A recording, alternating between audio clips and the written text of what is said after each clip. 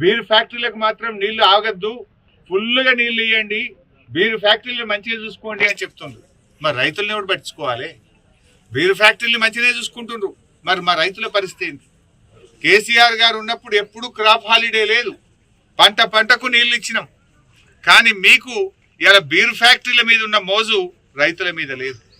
Beer ఫ్యాక్టరీల మీద ఉన్న ప్రేమ ఇవాళ రైతుల మీద ఈ ప్రభుత్వానికి లేకుండా పోయింది. రైతులంటే చిన్న చూపు.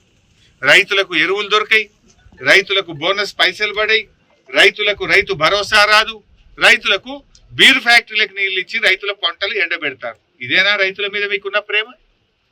రైతులకు పోయిన యాసంగిలో మొన్న వర్షాకాలంలో అకాల వర్షాలు పడి వడగళ్ల వానబడి పంట నష్టం జరిగింది.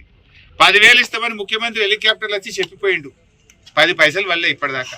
ఏడాది అయిపోయింది ముఖ్యమంత్రి గారు, ఇక రేపే ఇస్తున్నా అని చెప్పినావు నువ్వు.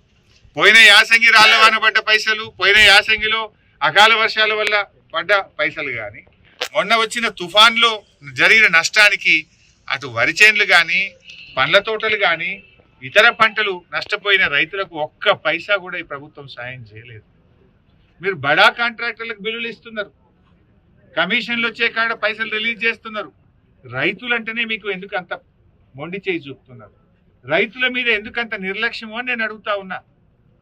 వడగళ్ల వాన పడ్డా, అకాల వర్షాలు పడ్డా, తుఫాను వల్ల నష్టపోయిన రైతులకు పైసలు ఇయ్యరు, బోనస్ పైసలు ఇయ్యరు, రైతు భరోసా పైసలు ఇయ్యరు, ఎరువులు టైం మీద ఇయ్యరు, నీళ్లు ఇవ్వమంటే నీళ్లు కూడా ఇవ్వకపోతుంది. ఇదేం ప్రభుత్వం అని అడుగుతా ఉన్నాం. రైతులను ఎందుకు ఇంత ఉసురు పోసుకుంటున్నారు? మాటల్లోనేమో రైతుల ప్రభుత్వం, చేతల్లోనేమో వ్యాపారవేత్తల మీద ప్రేమ మీకు, బీర్ కంపెనీల మీద ప్రేమ మీకు.